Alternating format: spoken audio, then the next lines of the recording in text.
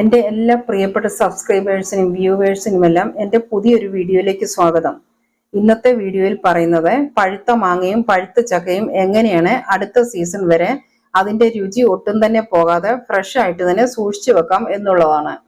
ആദ്യം നമുക്ക് പഴുത്ത മാങ്ങ അതിൻ്റെ ടേസ്റ്റ് ഒട്ടും തന്നെ മാറാതെ ഒരു വർഷം വരെ സ്റ്റോർ ചെയ്ത് വെക്കുന്നത് എങ്ങനെയാണെന്ന് കണ്ടു നോക്കാം. മാങ്ങ നല്ലതുപോലെ കഴുകിയ ശേഷം അതിൻ്റെ തൊലിയെല്ലാം ചെത്തി മാറ്റുക. തൊലി ഒട്ടും തന്നെ മാങ്ങയിൽ ഇരിക്കരുത്, നല്ലതുപോലെ തന്നെ ചെത്തി മാറ്റണം. ഇങ്ങനെ സൂക്ഷിച്ചു വെക്കാനായി നമ്മൾ മാങ്ങ എടുക്കുമ്പോൾ കണ്ടമാനം പഴുത്തുപോയ മാങ്ങ എടുക്കരുത്. ഇനി ഇത് പീസാക്കി എടുക്കണം. ഒരു മീഡിയം സൈസ് വലിപ്പത്തിൽ വേണം കട്ട് ചെയ്തെടുക്കാൻ. തീരെ ചെറിയ പീസായി മുറിച്ചെടുക്കരുത്. ഇങ്ങനെ ഉള്ളു നല്ല കട്ടിയായിട്ടുള്ള മാങ്ങയാണ് സ്റ്റോർ ചെയ്ത് വെക്കാനായി ഏറ്റവും നല്ലത്. അതുപോലെ ചതഞ്ഞതോ കേടുവന്നതോ ഒക്കെ ആയിട്ടുള്ള മാങ്ങയൊന്നും എടുക്കരുത്. എല്ലാം ഒരു മീഡിയം സൈസ് വലിപ്പത്തിൽ മുറിച്ചെടുത്ത ശേഷം ഇനി നമുക്ക് വേണ്ടത് നാരങ്ങയുടെ നീരാണ്. ഒരു പകുതി നാരങ്ങയുടെ നീര് ഇതിന് മുകളിലായി പിഴിഞ്ഞൊഴിക്കുക. നാരങ്ങയുടെ കുരു ഇതിനകത്ത് വീഴരുത്. വീണിട്ടുണ്ടെങ്കിൽ അതെല്ലാം എടുത്തു മാറ്റണം. ഇനി ഇതിന് മുകളിലായി അല്പം പഞ്ചസാര വിതറി കൊടുക്കുക. ഞാൻ നിങ്ങളെ കാണിക്കാനായി കുറച്ച് ക്വാണ്ടിറ്റിയിൽ മാത്രമാണ് മാങ്ങ എടുത്തിരിക്കുന്നത്. അതുകൊണ്ട് 1/2 സ്പൂൺ പഞ്ചസാരയാണ് ചേർത്ത് കൊടുത്തിരിക്കുന്നത്. പഞ്ചസാര മാങ്ങയുടെ എല്ലാ പീസിലും ആകുന്ന പോലെ ഒന്ന് മിക്സ് ചെയ്ത് കൊടുക്കുക. ഇതിനി ഒരു സിപ്ലോ കവറിലാക്കി ഫ്രീസറിലാണ് സൂക്ഷിക്കേണ്ടത്. ഞാൻ കട്ട് ചെയ്തെടുത്ത മാങ്ങയുടെ പകുതി വെച്ചാണ് ഇങ്ങനെ ചെയ്തെടുത്തത്.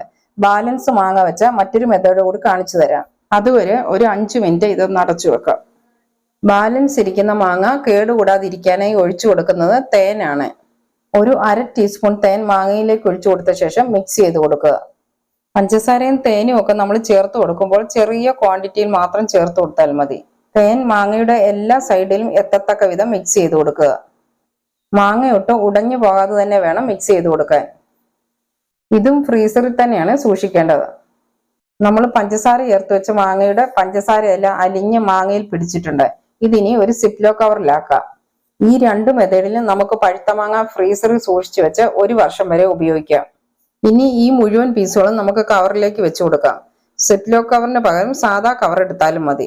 ഏത് കവർ എടുത്താലും എയർ ഒട്ടും തന്നെ അകത്ത് നിൽക്കാത്ത വിധം വേണം അടച്ചു കൊടുക്കാൻ. ലോക്ക് ചെയ്ത ശേഷം സൈഡ് ഇങ്ങനെ ഒന്ന് ഫോൾഡ് ചെയ്തെടുക്കുക. കവറിനകത്ത് കൂട്ടിയിടാതെ ഇങ്ങനെ നിരത്തി കൊടുക്കുന്നത് നല്ലത്. ഇതിനി ഫ്രീസറിലാണ് സൂക്ഷിക്കേണ്ടത്. തേൻ പുരട്ടി വെച്ച മാങ്ങയും ഇതുപോലെ തന്നെ സിപ്ലോ കവറിലാക്കി എടുക്കുക. മുഴുവനും കവറിലാക്കിയ ശേഷം ഒന്ന് നിരത്തി കൊടുത്ത് അതിന്റെ എയർ കംപ്ലീറ്റ് പോയ ശേഷം ലോക്ക് ചെയ്തെടുക്കുക. എയർ ഒട്ടും തന്നെ അകത്ത് നിൽക്കാത്ത വിധം ലോക്ക് ചെയ്തെടുത്ത് ഒന്ന് ഫോൾഡ് ചെയ്തെടുക്കുക. മാങ്ങയുടെ ഈ സീസണിൽ ഇതുപോലെ സൂക്ഷിച്ചു വെച്ചാൽ നമുക്ക് മാങ്ങ കിട്ടാത്ത സീസണിലും ഫ്രഷ് മാങ്ങയായിട്ട് തന്നെ കഴിക്കാമല്ലോ. ഇത് എത്ര ദിവസം കഴിഞ്ഞാലും ഇതുപോലെ തന്നെ ഇരിക്കും. മാങ്ങയുടെ പീസൊക്കെ നല്ലതുപോലെ ഉറച്ച് നല്ല കട്ടിയായിട്ടിരിക്കും. തണുപ്പ് മാറ്റി നല്ല ഫ്രഷ് മാങ്ങയായിട്ട് തന്നെ നമുക്ക് ഉപയോഗിക്കാൻ പറ്റും. ഇത് ജ്യൂസ് ആക്കി എടുക്കാനോ അല്ലെങ്കിൽ ഇങ്ങനെ തന്നെ കഴിക്കാനോ ഒക്കെ നല്ല ടേസ്റ്റി ആയിട്ട് തന്നെ കിട്ടും. ഒരു വർഷം വരെ നമുക്ക് ഇങ്ങനെ സൂക്ഷിച്ചു വെച്ച് ഉപയോഗിക്കാം. ഇനിയും പഞ്ചസാരയും തേനും ഒന്നും ചേർക്കാതെ തന്നെയും മാങ്ങ ഇതുപോലെ പീസാക്കി നമുക്ക് ഫ്രീസറിൽ സൂക്ഷിച്ചു വെക്കാം. പക്ഷെ അങ്ങനെ വെച്ചാൽ ഒരു മാസത്തിൽ കൂടുതലൊന്നും നമുക്ക് ഉപയോഗിക്കാൻ പറ്റില്ല. ഞാൻ ഇതുപോലെ സൂക്ഷിച്ചു വെച്ചിരിക്കുന്ന പച്ച ചക്കയും പച്ച മാങ്ങയുമാണിത്. ഇത് സ്റ്റോർ ചെയ്യുന്ന വീഡിയോ ഇതിനു മുമ്പ് അപ്ലോഡ് ചെയ്തിട്ടുണ്ട്. കാണാത്തവരുണ്ടെങ്കിൽ ഒന്ന് കണ്ടു നോക്കുക. ഫ്രീസ് ചെയ്ത ശേഷം എടുത്ത മാങ്ങയാണിത്.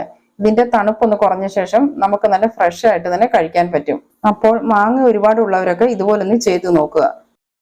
അടുത്തതായി പഴുത്ത ചക്ക എങ്ങനെയാണ് ഒരു പ്രിസർവേറ്റീവ്സും ചേർക്കാതെ ഒട്ടും തന്നെ ടേസ്റ്റ് പോകാതെ ഒരു വർഷം വരെ സ്റ്റോർ ചെയ്ത് ഉപയോഗിക്കാൻ പറ്റുന്നതെന്ന് നോക്കാം. ഇതിന്റെ ചുളകളെല്ലാം അടർത്തിയെടുത്ത ശേഷം മുകളിലായിട്ടുള്ള ഈ ചകിണിയൊക്കെ മാറ്റിക്കളയുക. പുറത്തുള്ള ഈ ചകിണിയൊക്കെ ഒന്ന് മാറ്റിക്കളഞ്ഞാൽ മാത്രം മതി. അകത്തുള്ള ഈ കുരു കളയാതെ ഇത് ഇങ്ങനെ തന്നെയാണ് എടുക്കേണ്ടത്. വരിക്കച്ചക്കയാണ് ഇങ്ങനെ സ്റ്റോർ ചെയ്ത് വെക്കാൻ ഏറ്റവും നല്ലത്.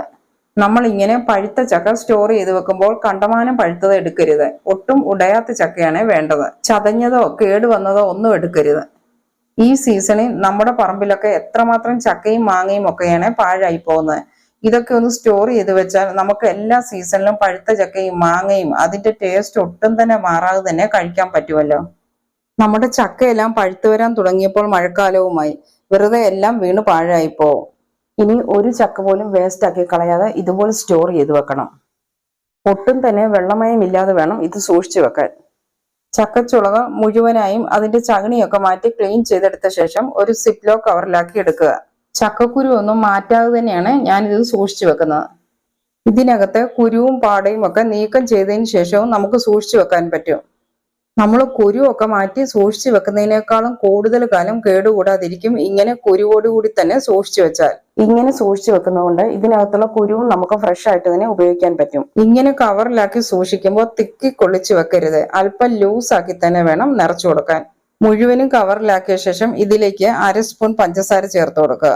നല്ല തരിയായിട്ടുള്ള പഞ്ചസാര തന്നെ ഇട്ട് കൊടുക്കുക. പഞ്ചസാര ചക്കയുടെ എല്ലാ സൈഡിലും വരത്തക്ക വിധം നല്ലതുപോലെ തന്നെ മിക്സ് ചെയ്ത് കൊടുക്കുക. ചക്കയിൽ ഉപ്പിന്റെ ടേസ്റ്റ് ഇഷ്ടമുള്ളവർക്ക് പഞ്ചസാരയ്ക്ക് പകരമായി 2-3 തരി കല്ലുപ്പ് വേണമെങ്കിലും ചേർത്ത് കൊടുക്കാം. ഇനി ഇതിനകത്തുള്ള എയർ മുഴുവനും കളഞ്ഞ ശേഷം ഇത് ലോക്ക് ചെയ്തെടുക്കുക. ഇതിനകത്ത് എയർ മുഴുവനായും കളയുവാനായി ഇതുപോലൊരു സ്ട്രോ ഇതിന്റെ സൈഡിലായി ഒന്ന് വെച്ചു കൊടുത്ത് ബാക്കി സൈഡ് കംപ്ലീറ്റ് ലോക്ക് ചെയ്യുക.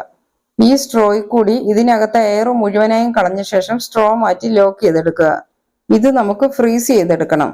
ഇങ്ങനെ ഫ്രീസറിൽ സൂക്ഷിച്ചാൽ 1 വർഷം വരെ ഒരു കേടും കൂടാതെ അതിന്റെ ഒറിജിനൽ ടേസ്റ്റോടു കൂടി തന്നെ നമുക്ക് സൂക്ഷിച്ചു വെച്ച് ഉപയോഗിക്കാൻ പറ്റും. നമുക്ക് ചക്കയുടെ സീസൺ അല്ലാത്ത സമയത്തും ചക്കപ്പഴം കഴിക്കാം. ചക്കപ്പഴമൊക്കെ കൂടുതലായി കിട്ടുമ്പോൾ ഇതുപോലൊന്ന് ഫ്രീസ് ചെയ്ത് വെച്ചാൽ നമുക്ക് ആർക്കെങ്കിലും കൊടുത്തു വിടണമെങ്കിൽ ഈ ഫ്രീസ് ചെയ്ത് വെച്ചിരിക്കുന്നത് കൊടുത്തു വിടാനും പറ്റും.